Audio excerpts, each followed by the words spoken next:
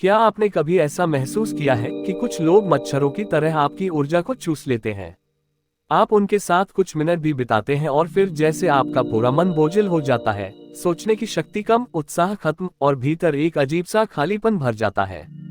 ना कोई दुख होता है, ना खुशी, बस एक शून्य जो आपको भीतर से निगलने लगता है। असल में ये सिर्फ कोई मनोवैज्ञानिक भ्रम नहीं है।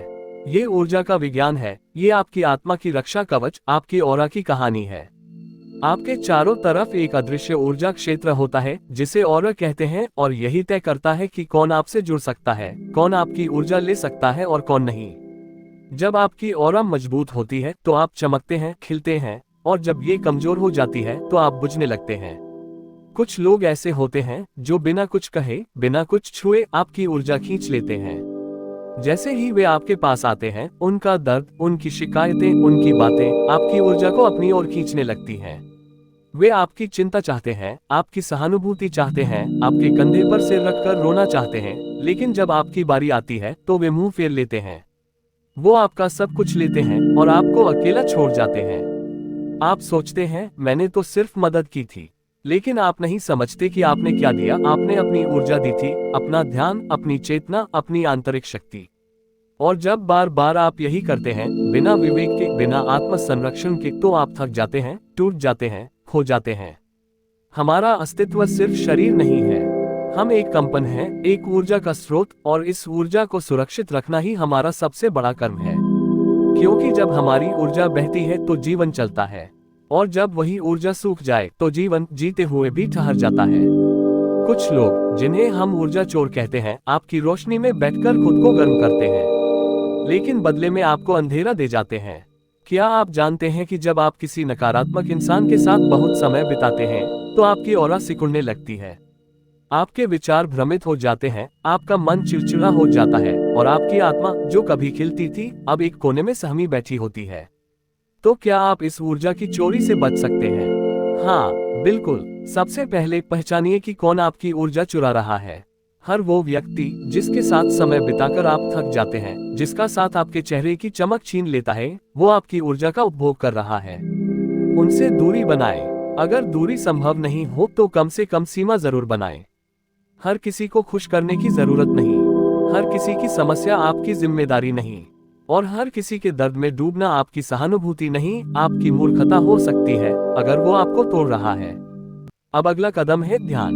ध्यान आपकी ऊर्जा को फिर से भरता है। जब आप मौन में बैठते हैं, जब आप अपनी सांसों को महसूस करते हैं, तब आप अपने भीतर वापस लौटते हैं, और वहीं से आपका ऊर्जा स्रोत फिर से सक्रिय होता है। हर दिन कुछ पल बस खुद के साथ रहिए। आंखें बंद कीजिए और महसूस कीजिए कि एक दिव्य प्रकाश आपके चारों ओर फैल रहा है। वो प्रकाश आपकी ढाल है, आपकी आत्मा का कवच। फिर जुड़िए प्रकृति से, 5 तत्वों से, धरती से, जल से, अग्नि से, वायु से और आकाश से।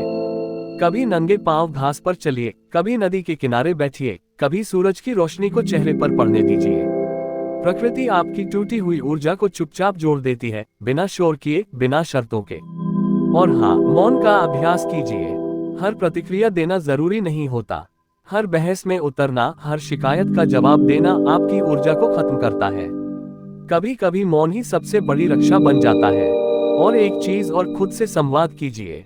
पूछिए, मुझे कौन थका रहा है? मैं किसे इतना दे रहा हूँ जो बदले में मुझे खाली कर रहा है? जब आप इन सवालों के जवाब ढूंढेंगे तो आपको अपने जीवन की असली बीमारी दिखेगी, और फिर आपको समझ आएगा कि उपचार बाहर नहीं, भीतर है। आपका ध्यान आपका अस्त्र है, आपका आत्मा संवाद आपकी ढाल है, और आपका आत्म जागरण आपकी सबसे बड़ी शक्ति है। तो अगली बार जब कोई आपकी ऊर्जा को चुराए, मुस्कुराए लेकिन मौन रहिए। मदद कीजिए लेकिन सीमाओं के साथ। सुनिए लेकिन अपने भीतर की आवाज को दबाए बिना। क्योंकि जब आप जागरूक होते हैं तब आपकी ऊर्जा स्वयं आपकी रक्षा करती है, और जब आपकी ऊर्जा सुरक्षित होती है तब आप सिर्फ जीते नहीं हैं, तब आप रोशनी बन जाते हैं।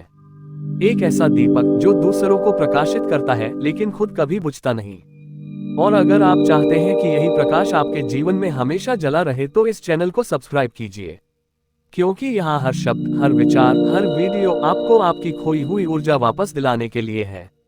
सेल्फ लाइफ लोग, जहाँ हम सिर्फ जिंदगी नहीं जीते, हम जागते हैं, महसूस करते हैं और फिर खुद को पुनः रचते हैं।